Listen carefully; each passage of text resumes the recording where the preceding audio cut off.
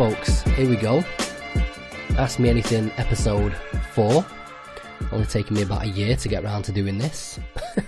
I won't rabbit on too much about why that's the case. I explained it in detail in the April update. But just quickly, if you didn't get a chance to listen to that, I haven't done any AMAs because the questions weren't coming in. Or so I thought. The reasons the questions weren't coming in is because I'd been so sort of stringent with my spam filtering that just too much had been getting thrown into the spam bin. And so I've logged into my server a few weeks ago and found emails going back all the way to last year. Not AMA stuff, loads of different things. But yeah, found some questions and stuff in there, and I didn't want to. Said before, I didn't want to just sort of make up questions like ask me anything.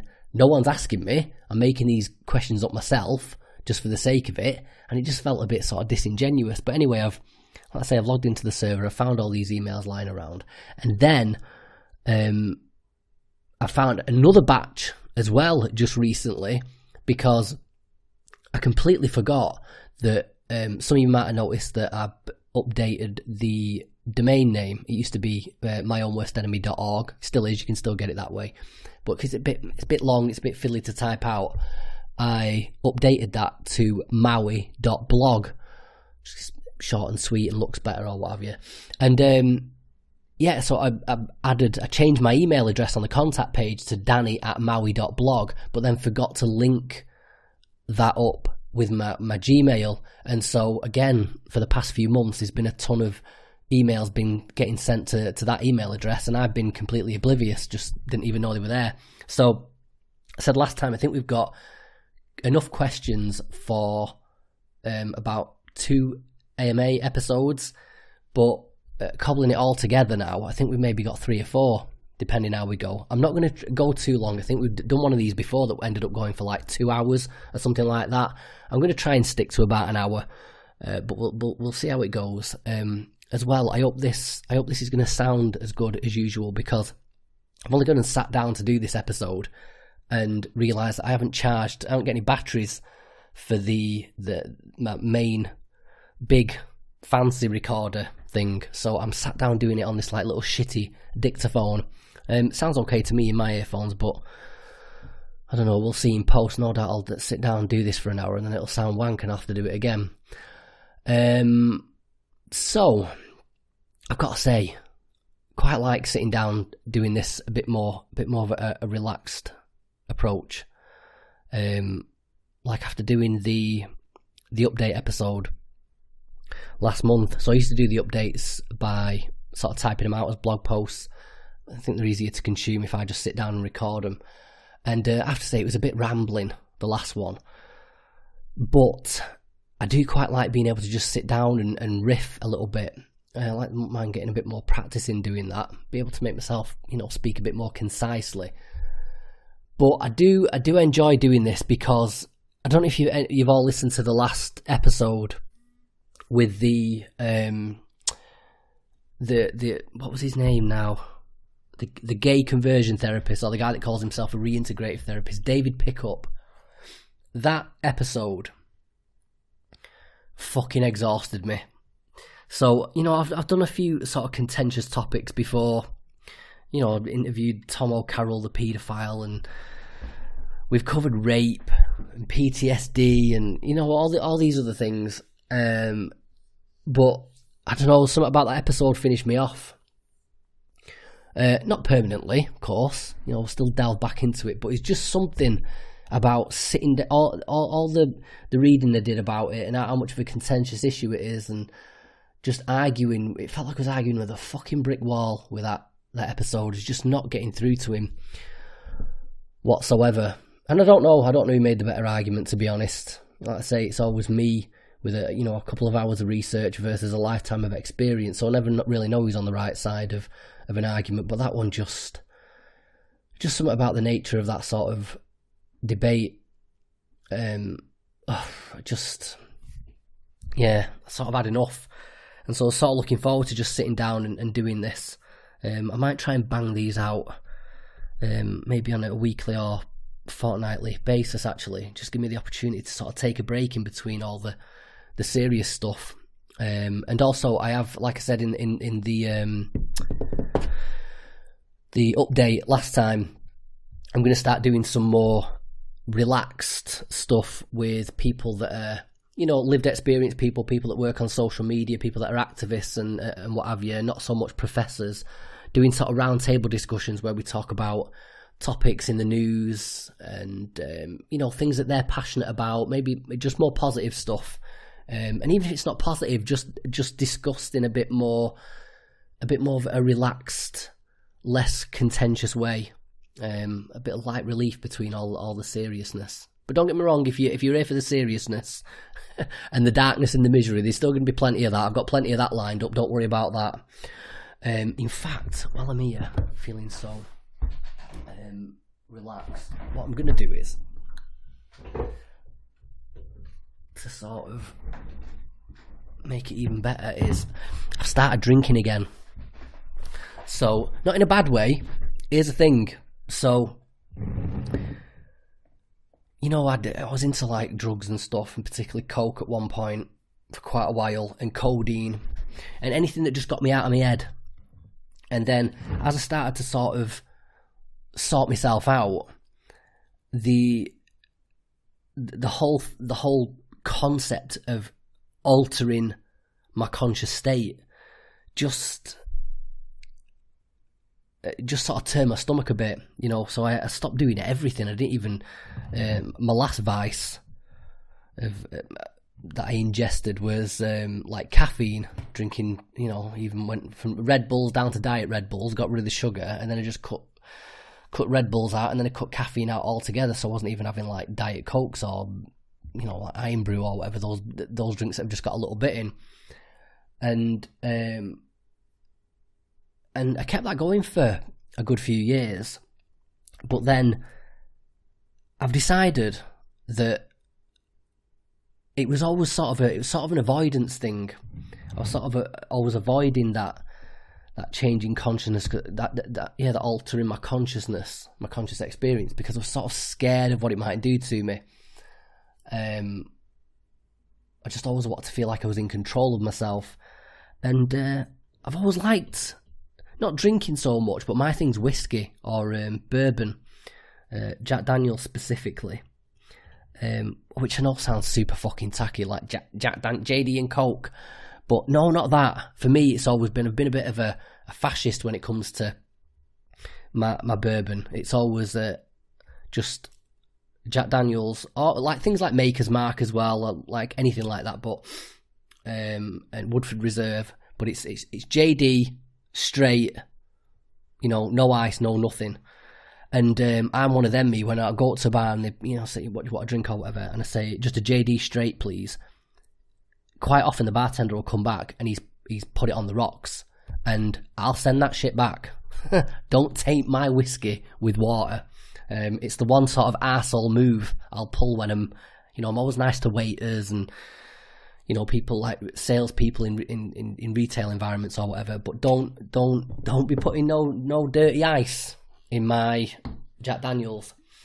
So yeah, just recently I've just started to sort of treat myself to a glass every now and again, and like I say, I don't get drunk off it. I still don't like getting drunk, but yeah, of an evening, especially when I'm by myself. Another thing I've taken control of, if you've been here with me since the beginning, there was a time when I didn't like being by myself. I wanted to, I was sort of scared of what I was going to do when I wasn't being supervised by anyone.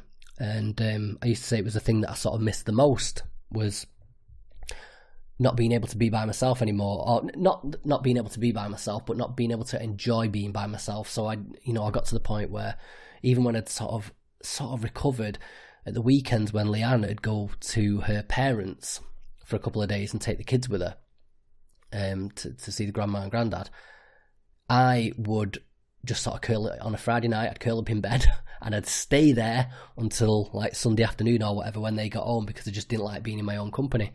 And yeah, I recovered that aspect of myself. And now the other part of it, the other thing I used to do was I used to like to, in the evening just sit down and have a drink, have a bit of a whiskey to myself, and I've done that as well. And it's sort of, like I say, it might sound like a bit of a step in the wrong direction, like, oh God, he started drinking, but yeah, it's not to avoid anything. I'm back drinking because it's an indulgence again, and I like it, and I feel like I'm treating myself, and it feels that little bit more like I'm sort of getting back to my old self, and it's nice. So yeah, here we go. I'm on the Jack Daniel's single barrel, and you heard that wasn't very much. I mean, that's barely, what have we got here?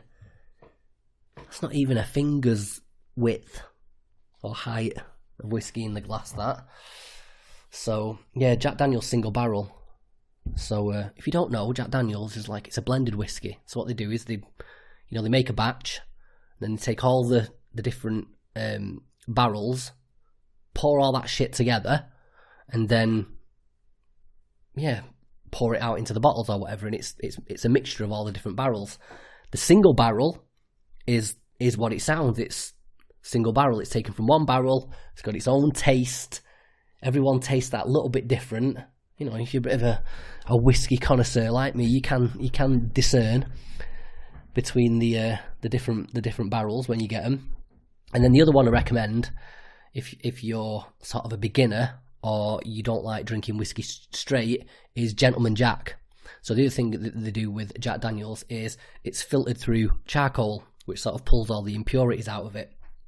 But with Gentleman Jack, that's not a single barrel, that is a blend, but it's filtered twice, or is it 3 times? I think it's twice. They filter it twice through the charcoal, so it's got a smoother taste to it, and it's like a nice sipping whiskey. Whereas this fucker has got a bit of a kick to it, and me and Jack have got some catching up to do, so I quite like having a bit of a kick. Okay. So, fucking hell, I said I was going to stick to an hour. What have we done here? 12-minute introduction. Talking shit for 12 minutes. So, as well, here we go. Fucking hell, I'm spilling it everywhere. Before we jump into it, as well, just a quick reminder. So, yeah, I mentioned that I've sort of jigged the Patreon tiers around. And one thing I've done is I've launched the Discord server as well, and I've noticed that not everybody has jumped on board with it. So, at the moment we've just got Priya is a new patron, and she's submitted I'm assuming it's she. It's a bit tricky when people are like using aliases. We'll go with she. She's a new patron, and she submitted a question for today, which you can do through the Discord. Sorry, when you sign up to it. We've got Heath. That looks like you, Sam. That is Sam. I'm pretty sure that's Sam. And then Strayon Medwill. I don't know, is that Welsh? But I can't decipher who that is. But anyway, there's only 3 members have signed up, and if you're on Patreon, it's available to everybody. So what I'll do is, in the description that goes along with this episode, I'm going to include the link so that you can that'll give you the instructions to link up your profile with the Discord. I think all you need to do is I think it's like a one-click thing, and it'll send you straight through your membership, and everything will all be ready, and you'll be able to go straight into the Discord. And if you're not familiar with Discord, it's basically just it's like a mixture between like a forum, but it's not one of those old shitty forums. It's very sleek and modern, and it's a bit like a giant WhatsApp group. And there's different rooms on there where you can sort of give feedback, talk to each other, and talk to me about the podcast, about YouTube, make suggestions, about guests and topics. You can submit AMA questions, all kinds of stuff. So like I say, I've already had a bit of a chat with Prior on there, and I've got the app on my phone as well, so it works very much like instant messaging. So if as soon as you post a message on there, I'll get it and I'll respond to it as soon as possible. And it's only people on Patreon, so it'll be a nice little small group of us. Like I say, you guys sort of get priority with suggestions and stuff, and I'll do my best to make sure I get back to everybody. So check out the description of this episode so you can find out the link.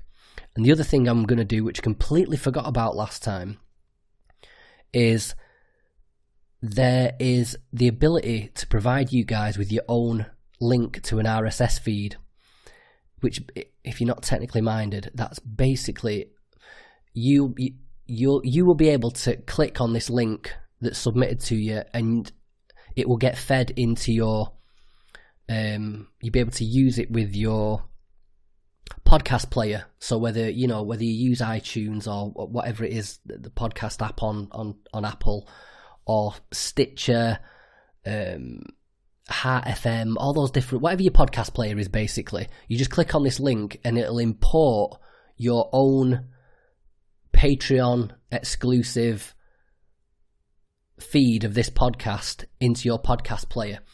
And the reason that's good is, at the moment, you guys have to, so you listen to the main episode on iTunes, for instance, using the public feed, and that's got adverts on it. And then you jump onto Patreon to listen to the 10-15 minute quickfire questions section.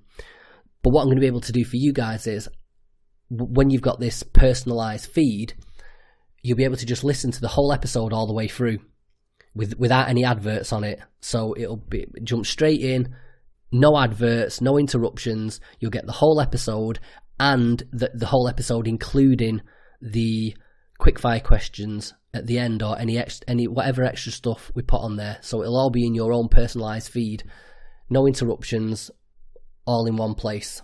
So that's another thing to look forward to. I hope I've explained that well enough. So okay, so like I say, let's jump into this now, and see what we can do. So let's start with, because I've mentioned it, so on the Discord room, in the AMA room, fucking hell, that's strong. Oh, nice though. Yeah, on the Discord AMA room, I'm going to go with Pryor. I hope I'm pronouncing that right. Feel free to tell me off if I'm getting it wrong. So, yeah, the first question she asked me was about she was asking me about my background in psychology and mental health, and it asked me specifically about the importance of research, where I discovered that importance of research. And I think that's because Pryor mentioned that she's a psychology student from the University of Australia, which always blows my mind. There's people around the world listening to this podcast. I love it. Currently in a fourth year where she's doing an honours research thesis. So I've sort of covered my background in and my interest in psychology and mental health before on the podcast. If you've been listening for any length of time, you know the answer to that question anyway. So then we drilled down into it a bit, and basically, just paraphrasing, she said, "I'm curious, where did you learn about the importance of research? Specifically, I was wondering if you had any aha moments that you would be willing to share regarding your perspective on science. This could be resources such as books, speakers, presentations, or an experience." So, specifically with the mental health stuff, I mentioned this on the Discord. The big episodes for me were, I'll just run through these quickly. If you haven't listened to them, you go back. These are sort of the main ones that were mind changes for me. Was Lucy Johnston on the problems with diagnostic criteria, episode 28. DJ Jaffe, how the mental health industry fails the seriously mentally ill. That was episode 29. Then William Epstein on why psychotherapy doesn't work, episode 56. Joanna Moncrief, on the myth of the chemical imbalance. Can't remember what episode that is. And then Thomas Witkowski, a bit more recently, on lies and corruption in academic psychology, episode 70. They were all super memorable episodes to me and have definitely influenced my thinking on mental health. But I think my sort of pedantry for science and evidence and just being sort of skeptical. You know, whenever I'm told something, I'm always like, okay, I'll sort of go away and check that out myself. Those are due to some sort of other moments. So I'll only tell this quickly because I think I might have mentioned it before. I've done so much blabbering on this fucking podcast that I can't remember what I have and haven't said. I'm going to have to start jotting everything down. But, yeah, so my thing was I was never really that good at reading all the way up to being about 19, 20 years old. And it wasn't that I couldn't read. I could read and I knew what words were. I wasn't dyslexic or anything. Didn't have any of those sort of problems. But my problem was comprehension. Nothing stuck. As I'm reading a sentence, the words that I've just covered are sort of fading away already, and by the time I got to the end of a paragraph, I completely forgotten what the hell was going on. And so it took me ages to get through a book, and then when I did get through it, I couldn't remember what it was about and didn't really understand it anyway. And so, you know, when I got sort of thrust into the workplace, and there was all these sort of, you know, these like working class guys who were in unions and stuff that talk about politics and the historical context within which the politics was rooted, and then they'd ask for your opinion on things. You know, it's these guys in the 30s, 40s and 50s, and then they're turning around to like a 17, 18-year-old me and saying, you know, what do you think? And I'm like, I ain't got a fucking clue what you're going on about. And it made me feel stupid. So, you know, I realised I had to sort of finally educate myself and figure out the world, because I realised I didn't know what was going on in the world. And it wasn't sort of, when you're in that bubble of school and living with your parents and stuff, that's fine.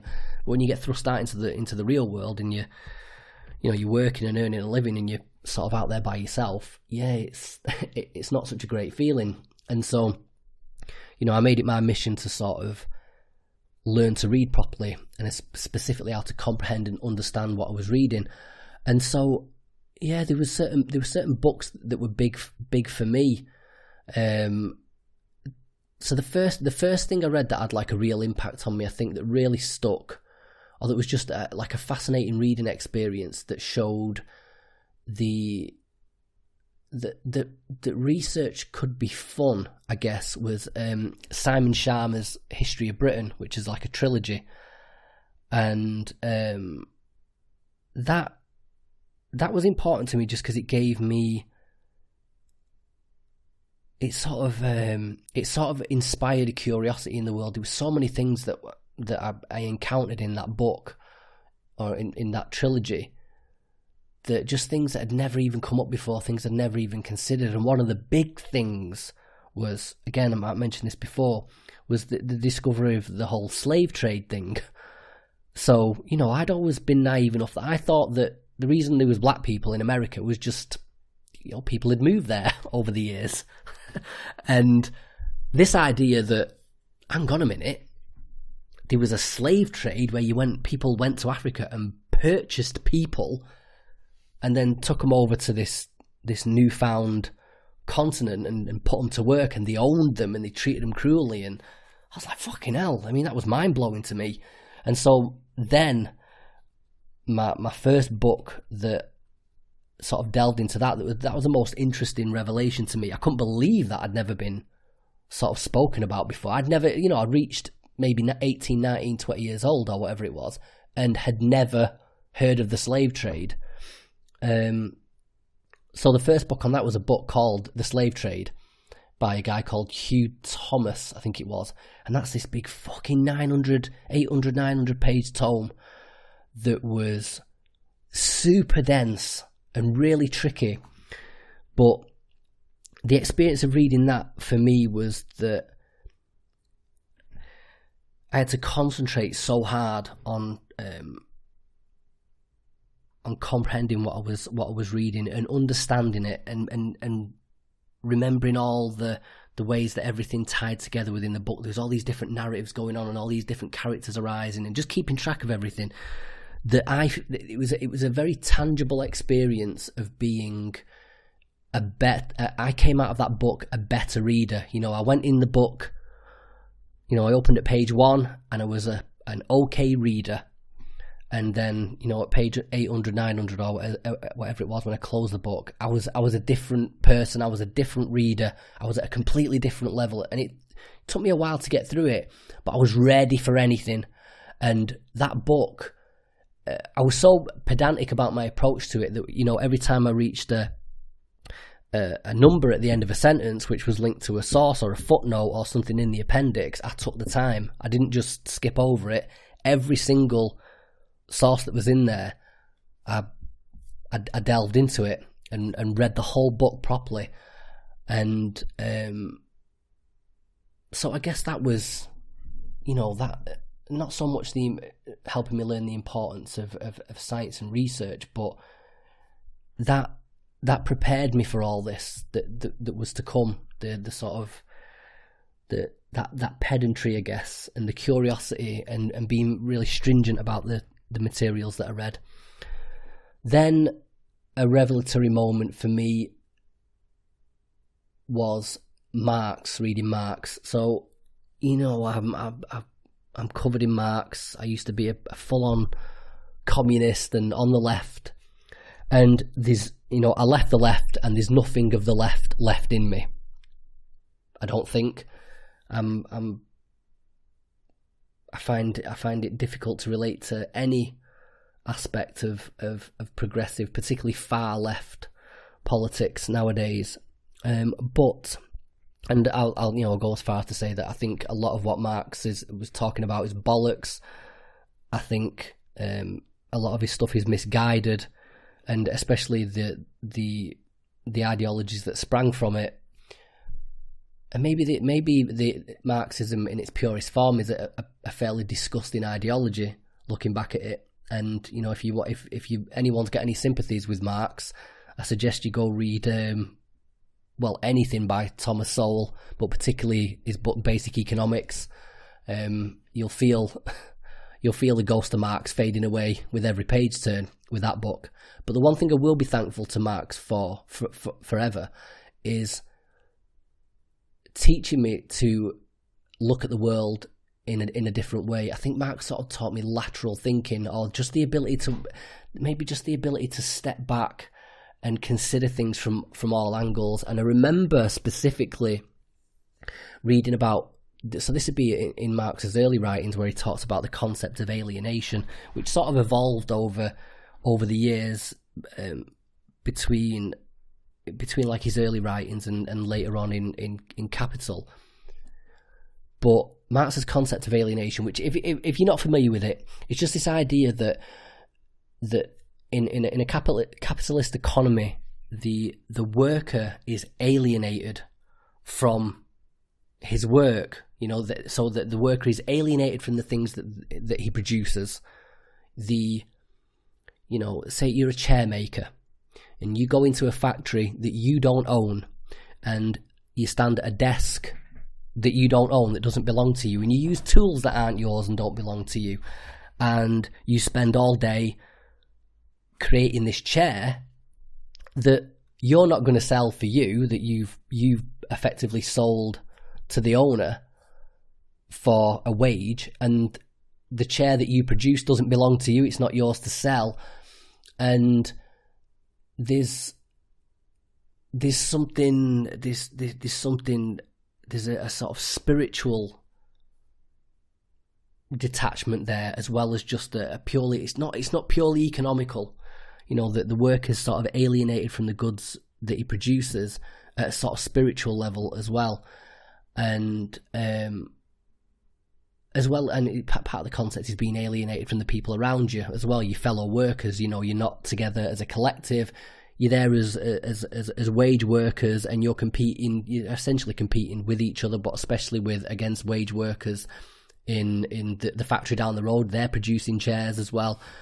It's not a collective endeavour in that way. But specifically for me, this I'd never thought of it like that before. You just assume you don't think about owning things and being connected to your work in that way, or at least I didn't when I was young. It was just of course you go get a job, you work and you earn a living, and that's the end of it.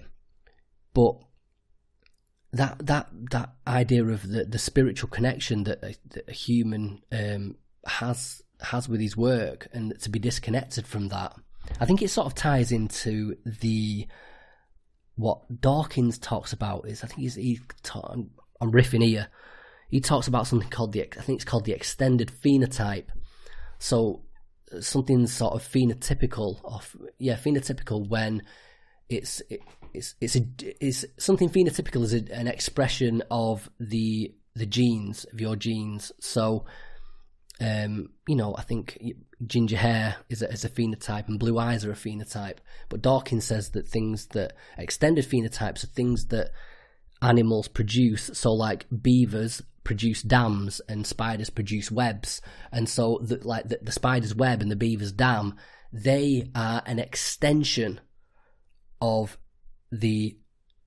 genetic expression. That and so there's in that sense the things that, in the same way that your ginger hair or your brown hair is a part of you, your blue eyes, your green eyes are a part of you, your freckles are a part of you, and they're an expression of your genetic material. The spider's web is a part of the spider, and the chair that you might produce or whatever it is you produce, it's an extension of you. It's quite literally part of you.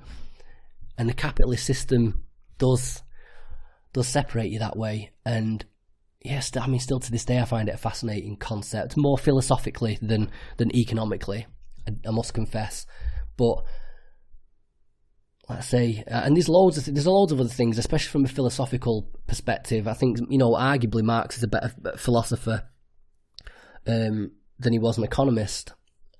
But still to this day, I always remember. I remember that the book. I remember sitting there reading this chapter on alienation. I can't remember the book that it was in specifically, and just being blown away by it. And it was one of those like wow moments that I'd completely, made me realise that it changed my worldview in an instant. And I'll always be thankful for that. But it's always taught me to, really take a step back and consider things seriously and try and be creative with your own thoughts and the way that you view the world. Then, be a few years later, this one. So this fucking book. It's just called Hitler, a biography by Ian Kershaw. It's in 2 parts. First part is Hubris, which is about Hitler's rise to power. From birth to, I think it's up to his election, and then Nemesis is from his election to the end of the war. Now, that book, again, it was for me 2 things here, but one is you will not find a more brilliantly researched book just ever. I mean, and these 2 volumes make up almost 2,000 pages, I think. And I'm not sure this is so much an expression of how much I'd improved as a reader as it is just how brilliant Ian Kershaw is as a writer. That those 2,000 pages, whatever it is, I breezed through it in maybe a month, 6 weeks or something like that, because I just couldn't put it down. And it's just so brilliantly researched, so well executed, so well written that I think Ian Kershaw's maybe the first academic, maybe the first time I cared about the author and thought, wow, this guy's fucking awesome. It was so good that I emailed him straight after just to thank him for writing such an amazing book and for giving me such a brilliant experience, such a brilliant reading experience. And there's a lot of bullshit about Hitler, and he's become this sort of caricature, this 2-dimensional figure. He's become a meme almost, and there's a lot of conspiracy theories about Hitler. And what Kershaw does is he just leaves no stone unturned. Everything you thought you knew about Hitler that was wrong, he points that out and gives the evidence why. All the things that you'd have never even considered about Hitler's life, he somehow found it out, and he's been around the world and checked out dug into the archives and dug out all the source material, and oh, it's so brilliant. And like I say, it makes you, or it made me anyway, realize that again, there's so much more complexity to a person than these two-dimensional characters that are presented to us, you know, be it in the media or even by other authors, really. You know, I've read some other stuff about the Nazis and Hitler, and just nothing comes anywhere near this book. And it made you realise that Hitler was a complex human being, and you know, I don't mean the word human being as in trying to extend any sort of sympathy to him or anything like that. Piece of shit, scum of the earth, yada yada yada. It should go without saying, but yeah, it's just such a fascinating portrait of a man and the complexity of him as a person, of his mentality, of his life, just the way the world and circumstances coalesced around him, and how fate and destiny works. And I don't know, it's just, like I say, it was just that for me was that two-pronged experience of mastery of research and execution as an author, and realizing that even the most, you know, sort of evil, disgusting, two-dimensional character can be so much more fascinating, so much more complex, and so much more human than that. And then, might be going on a bit long with this. I don't even know if this is an interesting answer, but finally, more recently, another experience for me, a formative experience, has been finding academics on the opposite end of the spectrum. So I'm guessing that none of you guys have even heard of Ian Kershaw, despite the fact that he's probably the best, the greatest academic on specifically Hitler, maybe the Nazis and their regime, who's ever lived. But you'll have heard of Richard Dawkins. Richard Dawkins, The Selfish Gene. Well, we've just spoken about him, haven't we, with the extended phenotypes. Extended phenotypes, brilliant. Selfish Gene, all that. Love it. But I'd argue that Richard Dawkins is most famous for his stance on atheism. It's, you know, all these talks on YouTube, the most famous talks, his most famous appearances, and his sort of trolling on Twitter that he does, making fun of religious people. That's what he's become famous for. And Richard Dawkins has made me realise that you don't need there's no relation between your level of fame. Maybe there's no relation between your level of prestige and the strength of your arguments. So, again, I've said before, I don't know where I stand on religion. For me, the most common sense stance to take is the agnostic one, because there's no evidence in favour, there's not really evidence against. And I know you can't prove a negative and all that, but still, you know, I think one of the more sort of concise and quirky rebuttals to staunch atheism is, you know, atheists aren't willing to grant religious people the one miracle, which would be God, but atheists want religious people to grant them two miracles, the first being the origin of life, which there's nothing but hypotheses about how that came about, and the origin of the universe, the Big Bang, or whatever came before it. And the best arguments against that is it's no good to keep asking, you know, what came before the Big Bang, because it's the problem of infinite regression. But still, I don't think the idea of something coming out of nothing and explaining that away with sort of semantic tricks, sleight of hand or what have you, it's not good enough. So, you know, if we can't grant religious people one miracle, I'm not willing to grant atheists two. But the thing that pisses me off specifically with Richard Dawkins is his analysis of religion is pathetic. His arguments, the things that he pokes fun at religion about, Adam and Eve as the origin of life, and God creating the earth in 7 days, and it's like, really, these are the sort of Moses and the burning bush, Jesus turning water into wine. It's like, seriously, motherfucker, those are the sort of arguments that we were coming up with to wind up our RE teacher back in, year 7 of high school. And he's made a name for himself using the same sort of arguments. And, and it's important. One thing about science is it's important to address the strongest aspects of your opponent's argument. And people like Richard Dawkins don't do that. And they make big careers out of it. They have these huge selling books. And I'm annoyed by that.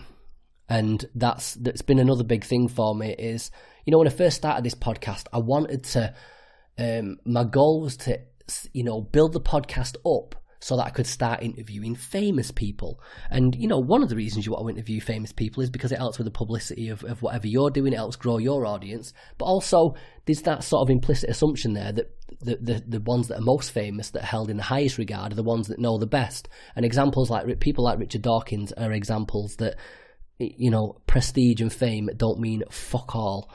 So it's helped me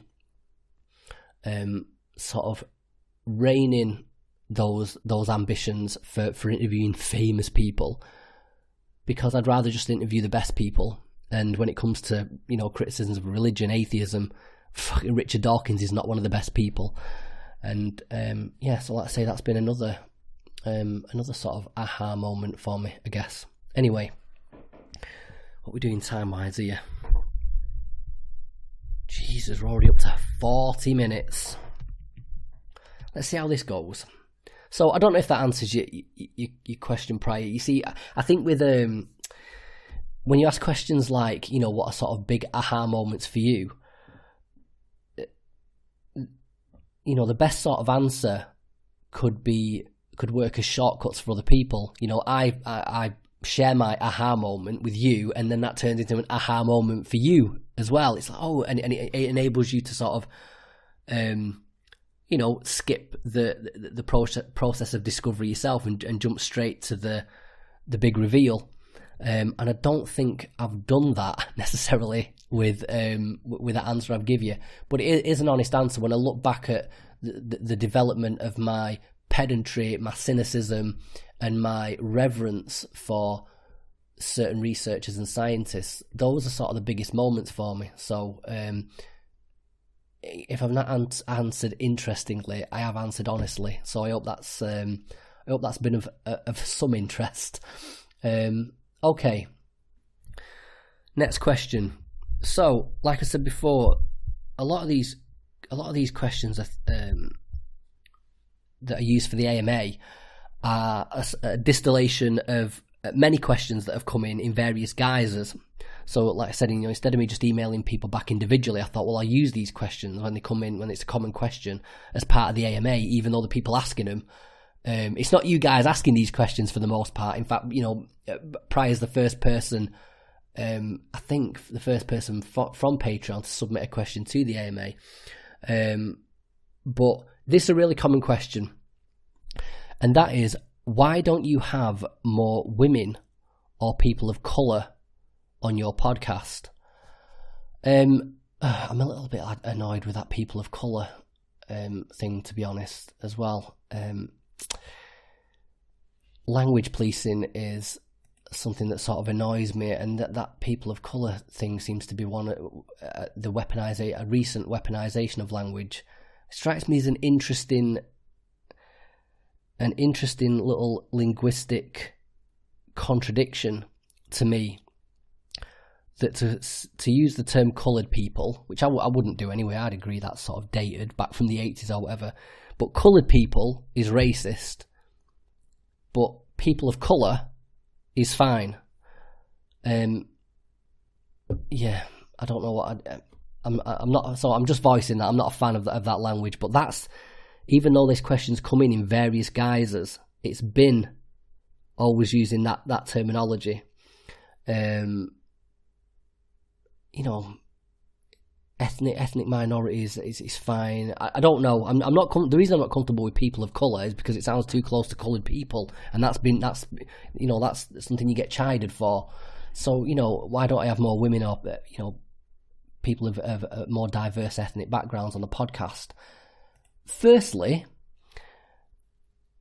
the main reason is I don't think about that sort of thing. I don't care. I'm not interested in identity politics. I couldn't give a shit what the various intersection of identities is of the person that I speak to. I would be quite happy if every single guest that I had happened to be a dark-skinned Muslim woman. I'm not bothered. You know, if for me, I'm interested in diversity of opinion. If we're talking about diversity, I'm interested in diversity of opinion. More than diversity of opinion, I'm interested in knowledge. I'm interested in who's the best person for the job. So my process when it comes to choosing my guests is I pick a topic. So say it's, I don't know, what's one we haven't got round to yet, like autism. Still piss fighting about trying to get someone to do that topic. So for me, it's like, okay, autism is a topic that someone suggested, or it's a popular suggestion. Let's go with that one. So my process then is to go on Google, and I will, you know, quite literally type out expert in autism or world's best expert in autism, and world's most well-renowned researcher in autism, whatever it is, because my aim is to start from the top, contact the top person, whoever that happens to be, and then work my way backwards. You know, so I'll start with the world's top researcher, the most famous, whoever it is. Again, not necessarily the most famous, but whoever seems to be the most well-renowned, the person who's got the most citations after the name. I'll contact them. They usually say no, and it's like, okay, well, who's maybe the next one? They say no, okay, who's the next one? I work my way backwards. And again, I don't care who it is, you know, whether it's a man, whether it's a woman, whether they're black, whether they're white, whether they're from wherever. I'm not bothered. Like, I'm trying to think of the ethnic minorities that I've had on the podcast. I don't think there's been many. I mean, the only one that springs to mind actually is Vijay Manakavasiga from Australia. I think she came and did the episode on panic disorder and agoraphobia way back in the beginning. Now, I didn't contact Vijay for ethnic diversity reasons. I contacted Vijay because when I did my research on who's the person to speak to on panic disorder, she's the person. She's the most world-renowned researcher on panic disorder. So I contacted her, and luckily she said yeah. And that's all I care about, is that she's the best person in the world to speak to on this topic. And I landed her, and I'm happy about that. And I'm not bothered about the identity of it. But then, so this question's come in. And to be fair, I don't think, again, why don't you have more women? I have plenty of women on this podcast. So I don't know why that keeps coming in. The people from different ethnic backgrounds, that's a fair, I'm not going to say a fair criticism, it's a fair, well done for noticing. I hadn't really thought of it. So I thought, well, I'll look into this, but there's an interesting side to this. So basically, it's not my fault. So even if I went looking for black people to have on the podcast, looking into this apparently, and this is interesting. So. This is in the UK, so of about 19,000 professors in the UK in 2016 to 2017, there's only 25 black women 25 black women and 90 black men out of 19,000 professors in the UK. And that is the Equality in Higher Education Statistical Report for 2018. And I have to admit that, like I said, my motivations for whether people appear or not has got nothing to do with identity, but that's an interesting statistic. So usually with a lot of these statistics that seem prejudicial, there's a simple explanation for it. So the gender pay gap, for instance, that's a big one. I'll probably get around to doing something on that. So there is a gender pay gap when you compare the genders on average. Women do earn, I think in American currency, it's about 79 cents on the dollar compared to men.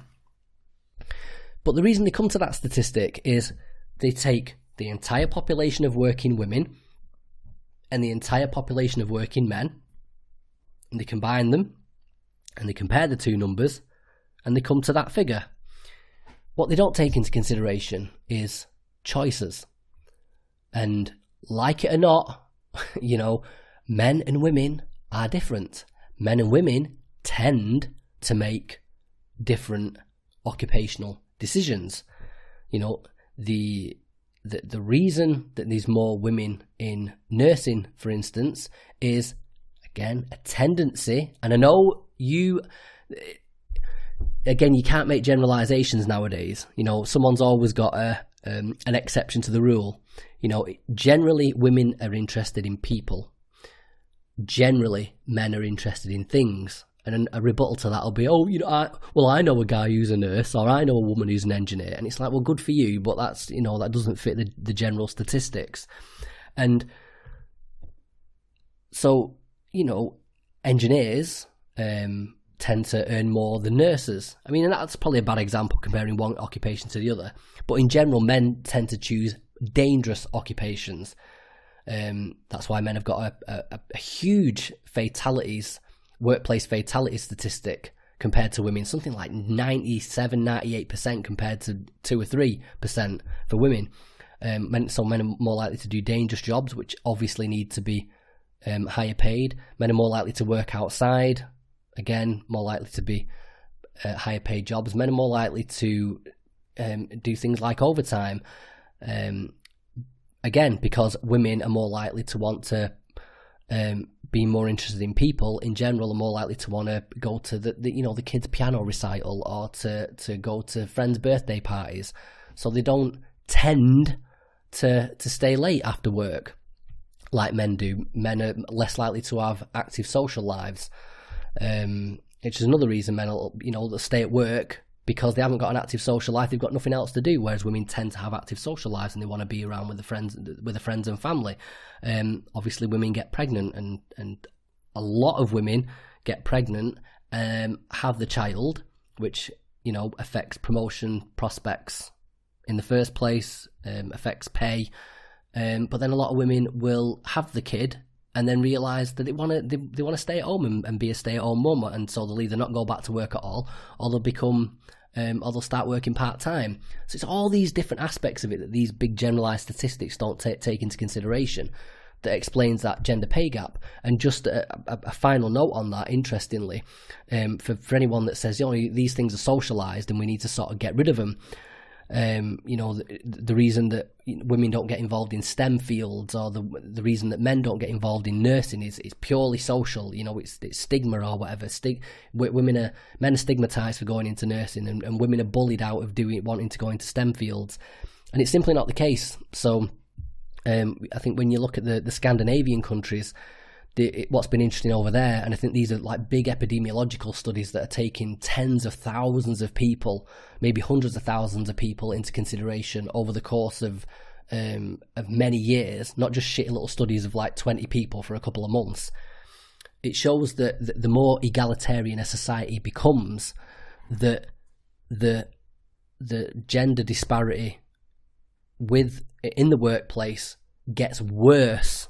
And the reason that is when you build a society that, instead of trying to exercise social engineering and try and, you know, make all engineering jobs 50% men, 50% women, and all nursing jobs 50% men, 50% women, when you produce a more egalitarian society and you allow people and encourage people to do what they want to do and give people choice, then again, women tend to go do people-oriented jobs, men tend to go and do thing-oriented jobs, and that disparity between the genders gets even wider because there's a natural inclination there.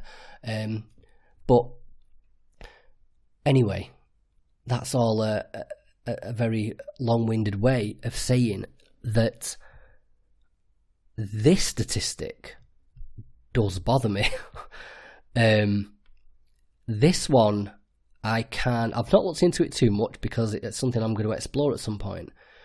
But what's that? 115 black academics or black professors among 19,000.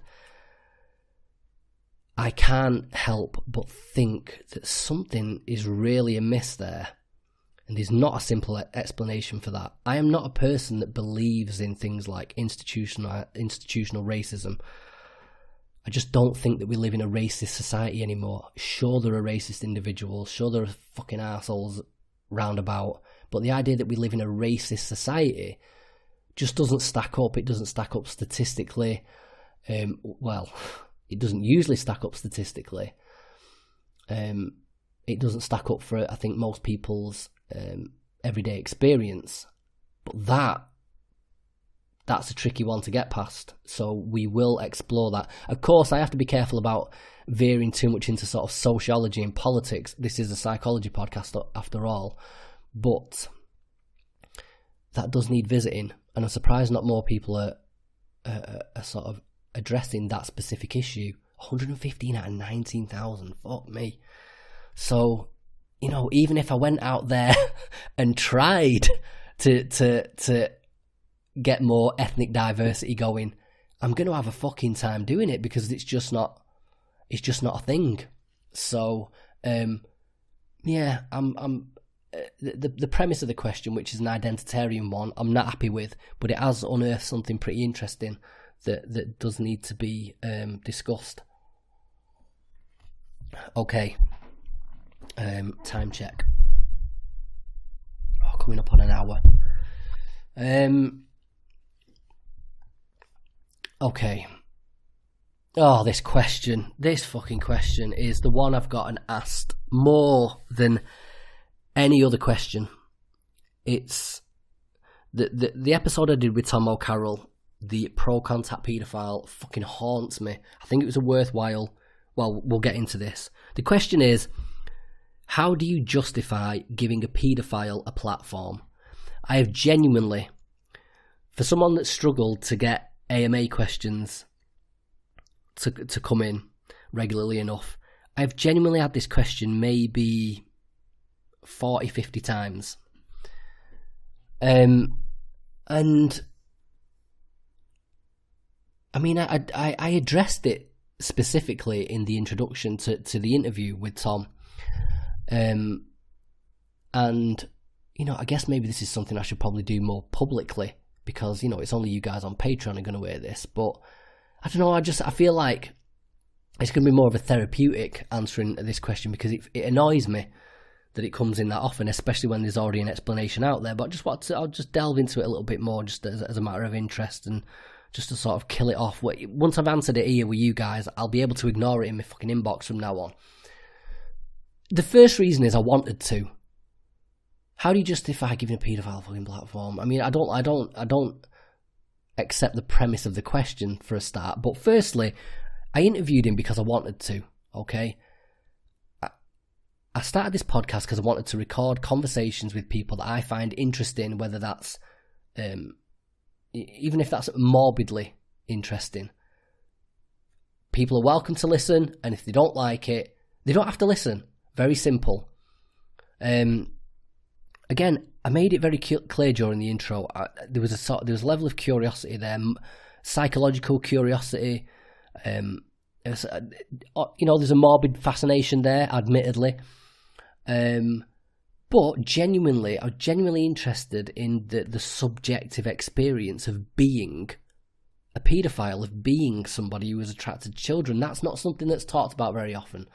It's always the sort of studied like frogs under a I was going to say under a microscope. I don't think a frog would fit under a fucking microscope, would it? But you know what I mean. The sort of examined as this sort of strange freak of nature, and not much attention's paid to that subjective experience. So I was interested in that. And then after I did the conversation with him, I was accused by, there's a guy called Ethan Edwards who is he's one of the founders of Verped, or the Virtuous Pedophiles. So this is a group of people on the internet who claim to be anti-contact. So they are pedophiles, but they say that they don't want to act on their urges or whatever. They're against contact with children. And I said I didn't want to interview those guys because I didn't know whether I could trust them, and basically because one of them, a guy, is it Todd Mackerson or something like that? I can't remember off the top of my head. One of their members, he wrote articles saying, I'm a paedophile, but I'm not a monster, and I'd never hurt a child or whatever. And then, the internet being what it is, a bunch of people went out there and sort of uncovered all these old forum posts of him saying, if he could get his hands on a kid, he'd have sex with them. And so I just felt like there was a risk of the people at Verped being disingenuous, whereas, Tom O'Carroll is pro-contact openly. At least he's going to be fucking honest, even if it's a pretty horrific stance to take. You can take him at his word. And so Ethan Edwards afterwards accused me of being sensationalist, and he wrote an article about it on the internet saying, he only interviewed Tom because he wanted to get an audience and to shock people and disgust people or whatever. And that's so not the case. Tom was open enough that I could have asked him some way more sensationalist questions. It's questions of a sort of a graphic sexual nature, and of Tom's history, some of the things that he wrote about in his book. But I didn't ask him because I didn't think they were relevant to sort of understanding the subjective nature of being that person. And if I wanted to go for sensationalism, I could have done it. So he's a cheeky bastard for saying that because it's not true. And so, but this idea of platforming. Now, I think there's, to a certain extent, I say I'm a free speech absolutist. I think all views should be out there. I'm free speech no matter what. I don't think people should be arrested or go to prison for exercising free speech. I think is it Noam Chomsky says that you believe in free speech even for the most abhorrent views, for the views of your worst enemy, or you don't believe in free speech. And that's my take on it. Short of calling for violence and threatening people, calls to action. Just voicing your opinion, whatever your opinion is, total freedom of speech.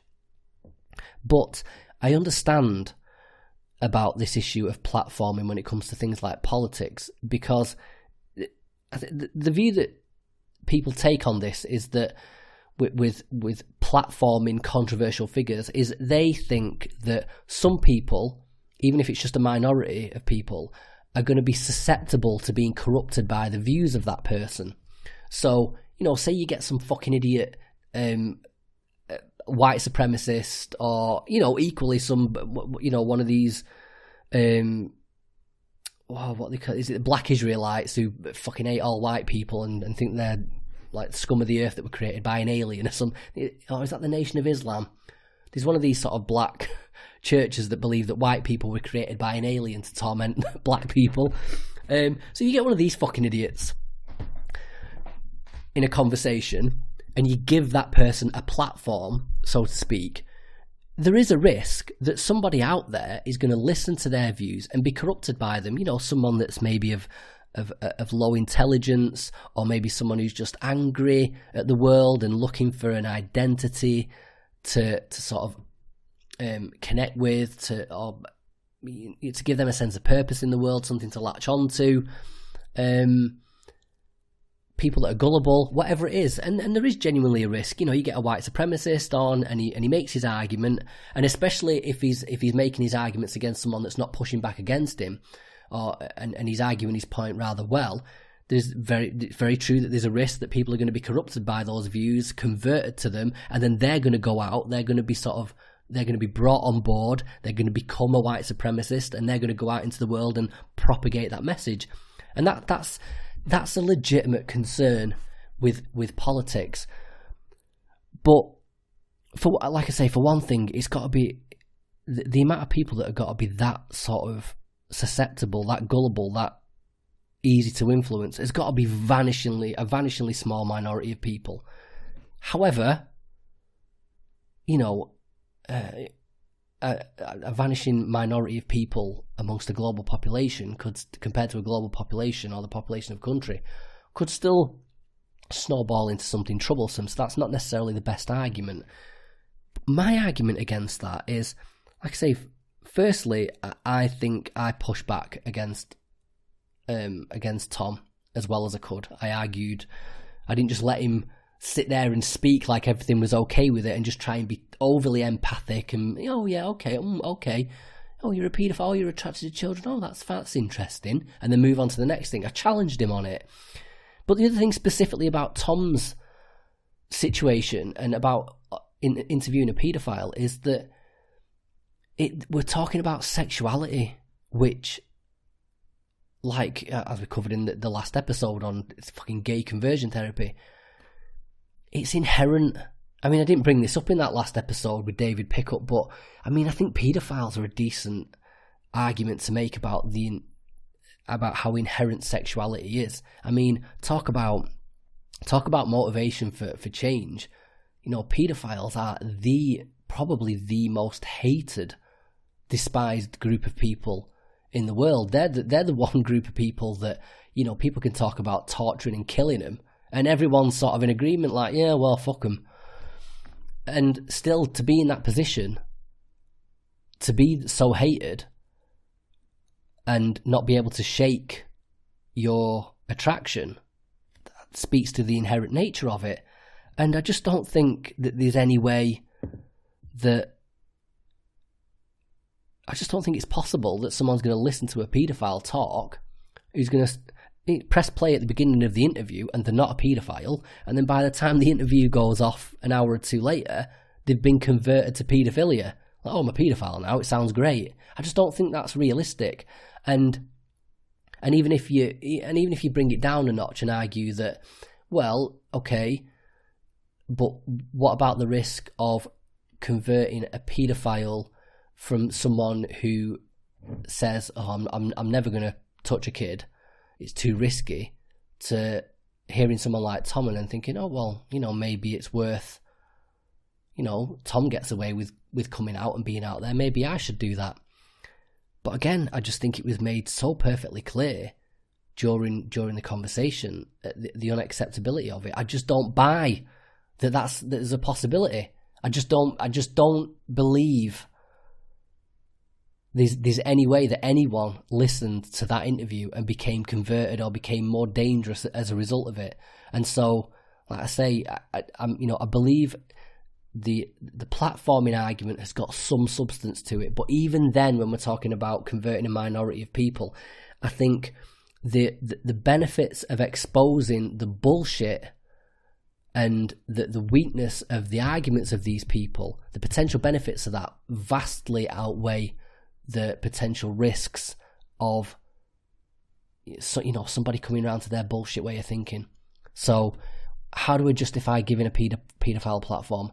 That's how I justify doing it.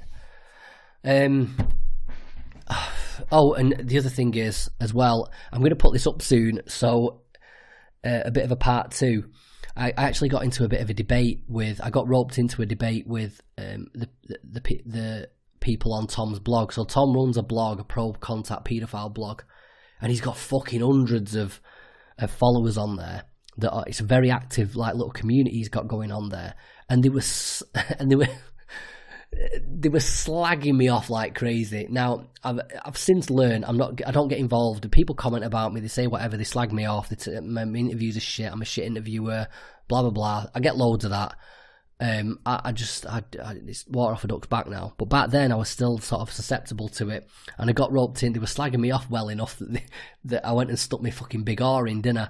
And then I ended up having this big, long debate over the course of about maybe 3 or 4 days, where I spent all day on my laptop researching and typing out my opinions, arguing against all these motherfuckers.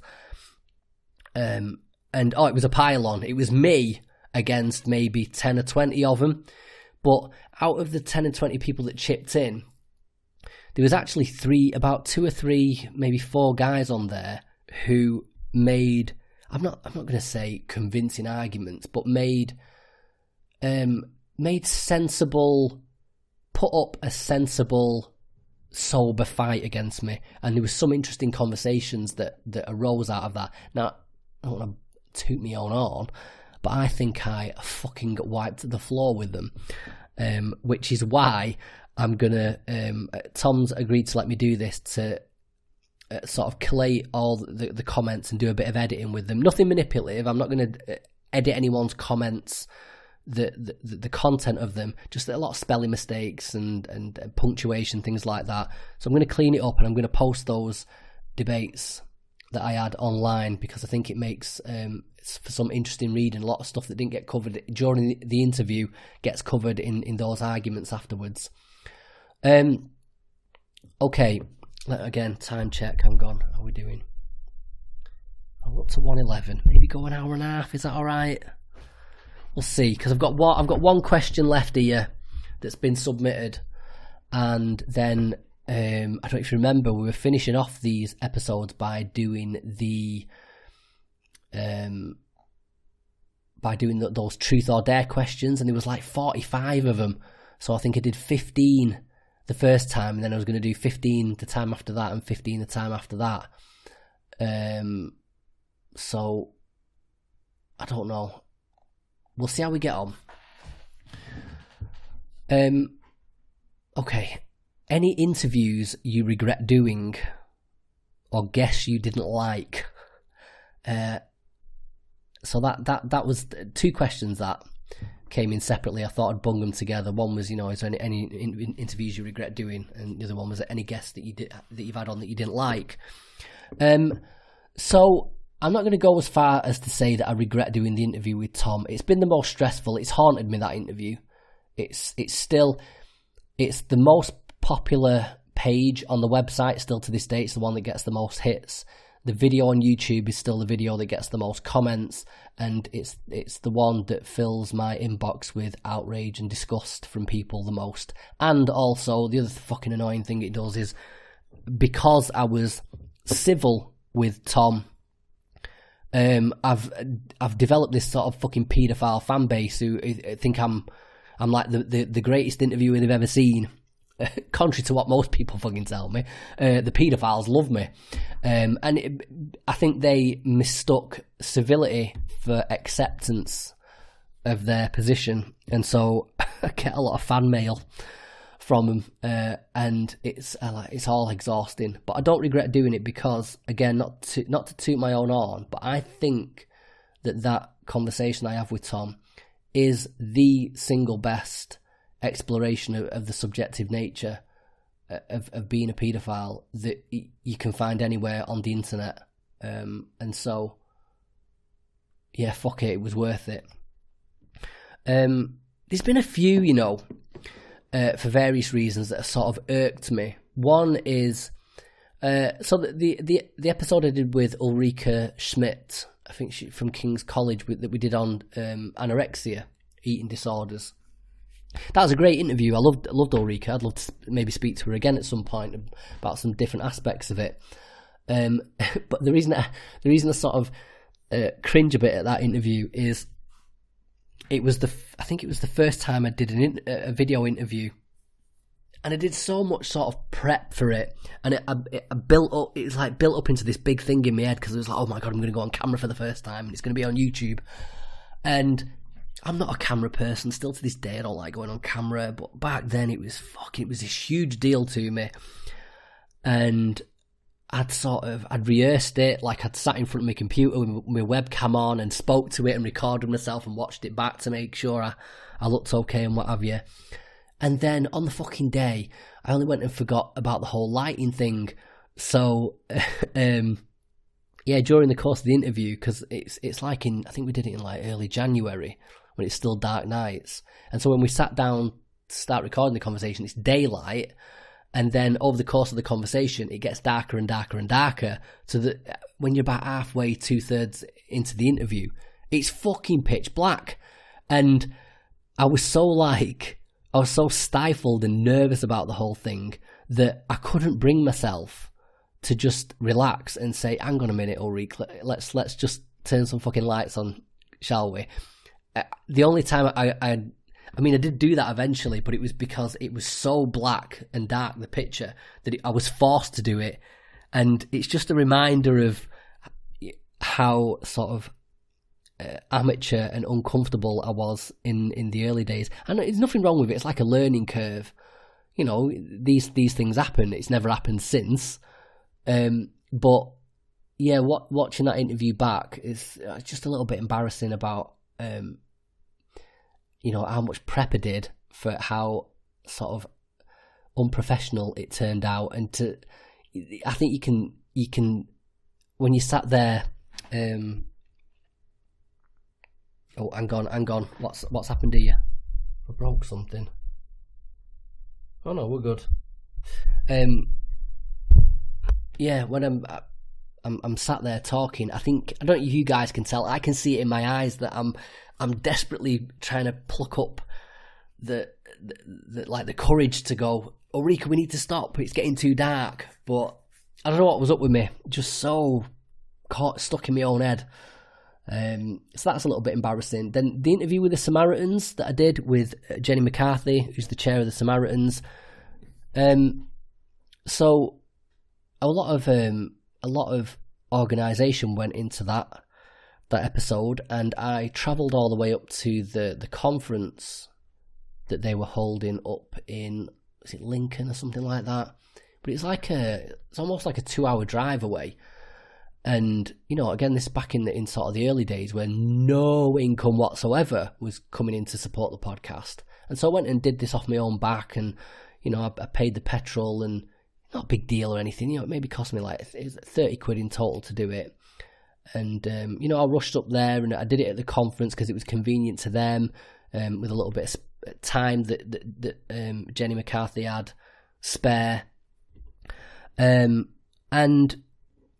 yeah, everything went well during the introduction to it because they've got like their own PR team or whatever you'd call it that book these things and deal with it. And I think the interview went really well.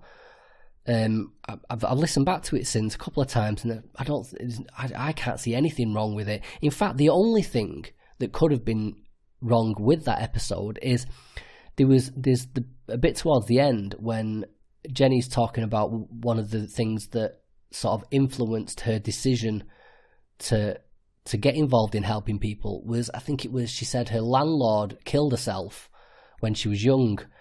And but the language she used during the interview was, she said, when I was young, my landlord, she suffered with depression and she hung herself. Now, if you go back and listen to that interview, I've manipulated that little bit to take that reference out. So you can't sit here, Jenny, say she hung herself. I've swapped in a bit from talking about suicide before that, and it sounds like Jenny says, yeah, my landlord killed herself because I've manipulated the language there a little bit. And the reason I did that is because one of the media guidelines that Samaritans give when talking about suicide is don't talk about the method that someone used for suicide. And, Jenny McCarthy, the chair of Samaritans, broke that rule. Now, I spared her the embarrassment. I didn't have to, but I did. And so the Samaritans didn't even... So the only thing that I identified that was wrong with the podcast, I fixed. And even that's not detectable when you listen back to it. And the edit's perfect. You can't even tell it's been edited. But after the interview was published, like afterwards, they were like, "Did it go well?" It's like, "Yeah, it went fine." And they're like, "Oh, great, looking forward to it. Look forward to hearing it or whatever." And then, maybe a week later, they were like, "Oh, is it published yet?" And they were chasing me up on it. And I said, "I'm getting ready to publish it." And the communication was great. And then I published the episode, and then they've blanked me ever since. I tried ringing, emailing, contacting, Jenny and her agent or whatever, the PR people at Samaritans. Nothing. They don't want anything to do with me. And I don't know why that is. If there's anything you guys can spot in that episode that I did wrong, I'd be interested to hear what it is. But yeah, that's sort of made me. It's not that I didn't like the guest. Jenny was great, and I don't think I don't regret doing it. I believe that some people have been influenced to join the Samaritans and volunteer for the Samaritans off the back of that episode. But yeah, it's sort of left a sour taste in my mouth, that one. And then the other one, another one is the EFT episode, and that was the tapping emotional freedom technique with Dawson Church. And the reason I again, fine guest, full of shit, I think, to be honest, but I didn't challenge him enough. And again, it was a learning curve, a learning experience, but I felt myself being stifled. And I think it's because, when you're doing a podcast at this level, I haven't got millions of listeners. Everyone that comes on this podcast is doing me a favour. No one. It's not. I'm not like Joe Rogan. People are, banging my fucking door, kicking my door down, trying to get on this podcast because it's helpful to them. And because of that, you sort of feel obliged to be polite to people. And well, not so much anymore. I've kind of got over that. I think to hell with it nowadays. I'm a little bit embarrassed about that episode because I just think I did a shit job pushing up against some of his arguments, and it's a little bit embarrassing to listen back to. The main one though is my first ever interview. I don't know if I've talked about this before. My first ever interview was the shittest interview ever. Not just of this podcast, ever. So I'm not going to embarrass the guy by saying his name. It's not fair, really. But the first ever episode I wanted to do was I had a plan early on that I was going to sort of grow the podcast thematically. So I thought a good place to start would, start with the basics. A good first episode would be for a mental health podcast. What is mental illness? And then we do depression and then anxiety and OCD and start with the basics and get more complex from there. So that was episode 1. So I did what I said before. I went to the top guy who's going to answer this, he's a sort of a philosophical psychiatrist from Oxford.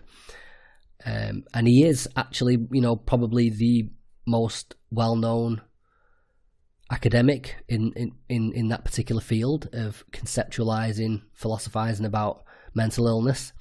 And he agreed to do the interview, but he was in London. So and again, this is in the early days of the podcast when I was still struggling with anxiety and agoraphobia. And he invited me to London to go meet him at a hotel in London.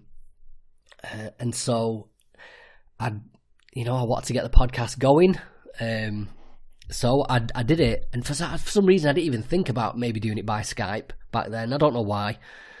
And so I went all the way down to London. It cost me about 100 fucking quid, this interview. Something like, maybe £120 for a return ticket to Manchester to London or something like that. Travelled all the way down to London. A fucking nervous wreck. Like the day before, I couldn't eat properly because I was not nervous about, meeting this guy and doing this interview. Maybe a little bit because, it's my first one. But I'm still in the grips of agoraphobia, and I'm going to fucking London of all places. And so I'm nervous the day before. I've not eaten properly. Then on the day, travelling down to London, I feel it sick as a cunt on the train. I mean, I'm green on going down there, and I'm sweating, and I've got people next to me, and I feel like I stink, and just It's just fucking awful. And then I had to go walk through London to get to him and go on the underground, which is hell on earth for an agoraphobic. Trust me. Anyway, I finally get there and to this hotel and sit down to do the interview with him. And oh, fucking hell, was he boring. I don't even know how.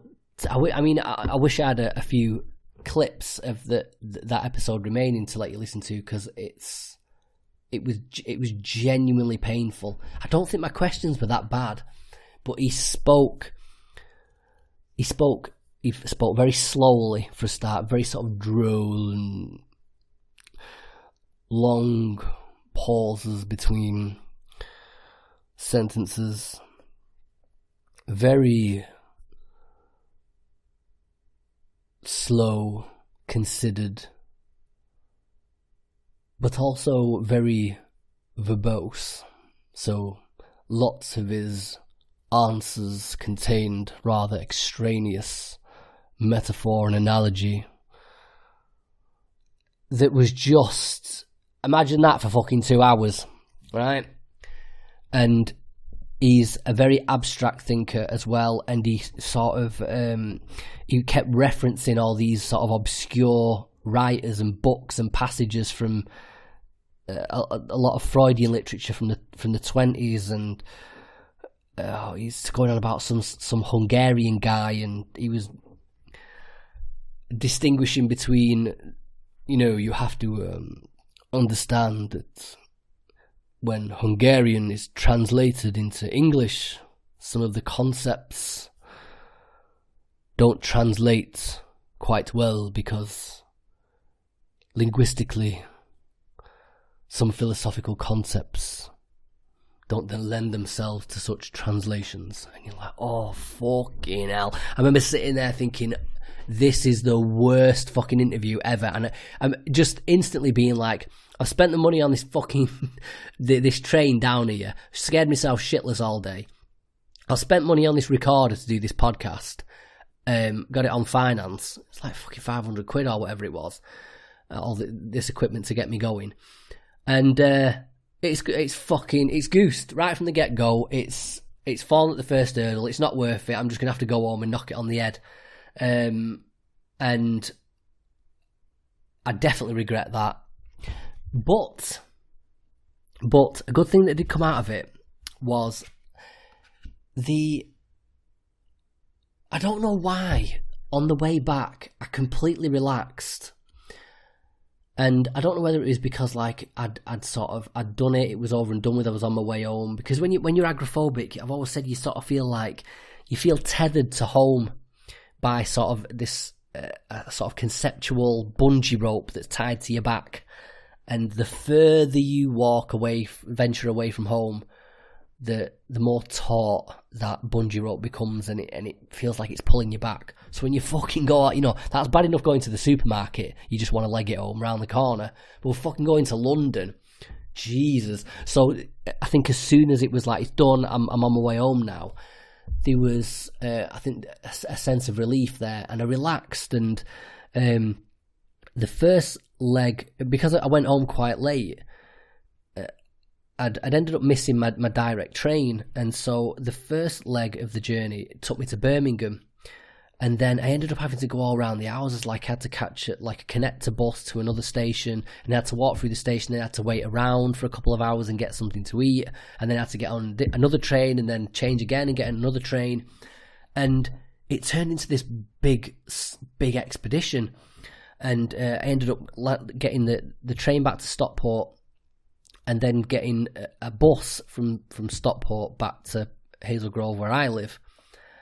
And what was interesting about it was, and I only remember this as it was happening actually, when I got off the train in Stockport and I was getting the bus, I realised that it was a few years before that when the agoraphobia had first started kicking in. And the journey had mirrored it. So what had happened is, a few years before, I'd gone to, this was, I still remember, the fucking Communist Party. My beliefs had already started fading at this point. The reason I joined the Communist Party was an attempt to galvanise my political convictions. I thought if I became actively involved in the politics a bit more, it'd galvanise my position. I was sort of in denial that it was, those ideas were sort of Marxist ideals and ideas were fading away, and my whole identity was wrapped up in it, and I needed something to galvanise it. That's why I went and got a load of tattoos, and I joined the Communist Party. And anyway, so I went down to London for this like annual general meeting with the communists. And while I was down there, it's fine. We had our meetings, stayed there for a couple of days or whatever. But it was on the way back from there that, and I don't know why this happened. I was drinking at the time. I was doing codeine, I think. It's hard to sort of remember the trajectory or the order of things back then. It's got a tendency to misremember. But I wasn't in a great place. But I was mainly just down. But the agoraphobia wasn't even a thing.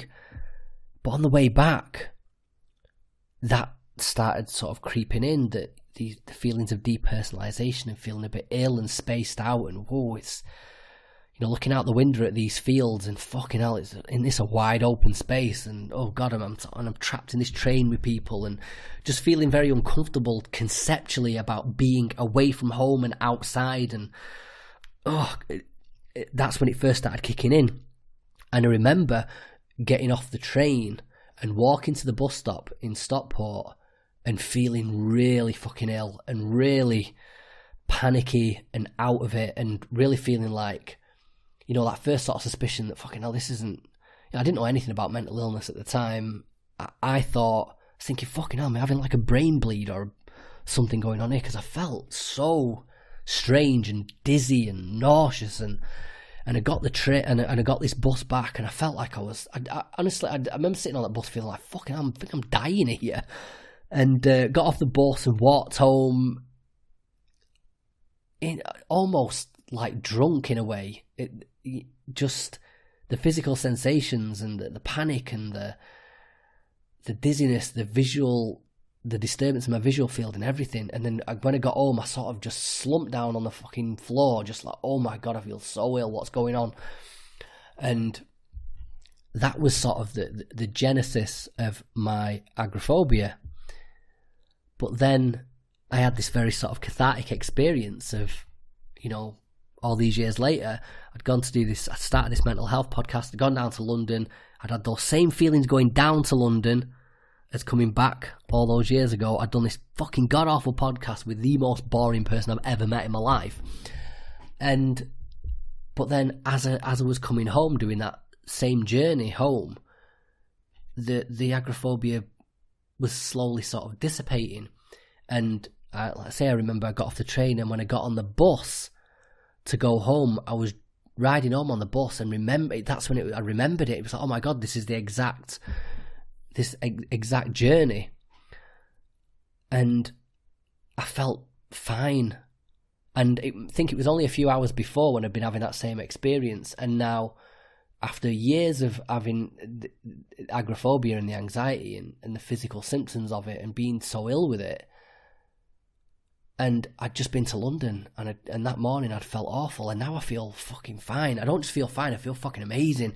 And I was sat on the bus, and it was dark, and I was just looking at the sky and the moon and the lights all around me, the street lights and the colours of everything, and the neon signs in shop windows, and the traffic lights and the cars driving past and the people out on the street. And I was just fucking soaking it up and felt like super alive and super aware of my surroundings. And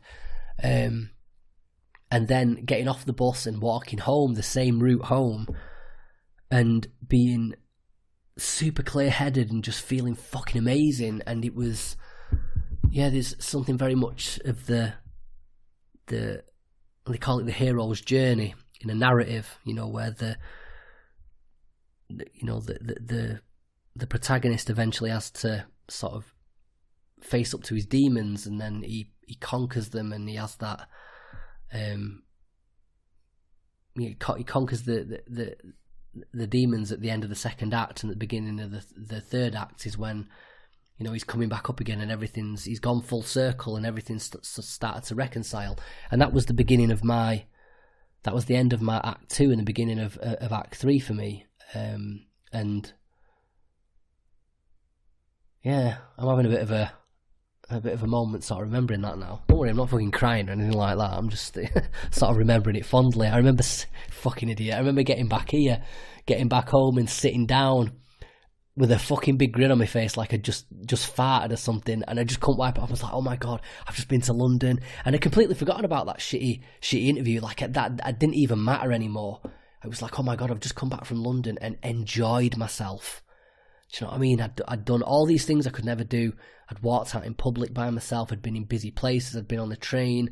I'd sat and ate by myself in one of the restaurants in the stations in between, and fucking enjoyed every minute of it. And it was like the first step towards getting my life back. So I do regret doing that interview. It was fucking awful. But yeah, I don't regret that journey. I'm very much glad I did it. In fact, I probably owe him a thank you, to be honest. Even though he was the shittest guest I've ever had. Anyway, there we go. I think I'm gonna skip. Yeah, we're at 1:35. I'm gonna skip the truth or dare questions, getting into those. Even though I do like to do a bit of fun, you know, have a bit of a laugh with this as well, a bit more relaxed. But like I say, I'm going to start doing these AMAs a bit more often, so I don't want to exhaust the material. And I think I didn't expect to answer that question like that, to be honest. I was just supposed to tell you about the boring interview. So it seems like a nice little cathartic end to this episode. So like I said, guys, thank you for listening. And do please try and sign up to the Discord. If you have any trouble getting into it or linking it up, like I say, the link for the instructions will be in the description to this episode. If you have any trouble, just send me an email or a message on Patreon and I'll sign you up manually. I'll send you an invitation from the Discord. The whole point with it is to connect your Patreon profile with the Discord profile so everything's nice and connected up. But if you have any trouble, let me know. But I'd love to see some more people on there and we can, you know, start talking to each other. Like I say, it doesn't have to be I don't want people to feel like it needs to be like this thriving community where every day you check in and you're part of the my own worst enemy community. None of that nonsense. I just want it to be somewhere that you can drop in every now and again. Like, you know, maybe you listen to an episode of this and you just think, oh, fucking hell, Danny, I wish you'd have asked him this. And then you can just drop in and say, oh, Danny, why didn't you ask this question? Or, you know, something crops up for the AMA and you think, oh, fuck, I wonder what he thinks about this. And then you can just jump on Discord and bang the question in and have done with it. I mean, you're more than welcome to come in there and chat with each other and have big, long conversations and debate and exchange ideas or whatever. But it doesn't need to be that. I don't want people to feel obliged to take part in an active community or anything like that. I just want it to be a nice little point of contact for us all that's a bit more slick than the Patreon interface, which I just think is a bit sort of clunky and old-fashioned. So like I say, yeah, take the time if you can to figure that out. And I think starting with the next episode will be when the personalised podcast feeds go out. So like I say, from now on, instead of getting the quickfire questions as a separate portion to listen to, you can just listen to the full episode uninterrupted, ad-free, on Patreon. And even if you can't figure out how to import it into your own podcast player, you just download the Patreon app to your phone and you can listen to the episodes directly in the app there anyway. So it'll work either way. Anyway, guys, thank you for listening. That's about it. I'll see you next time. Thank you.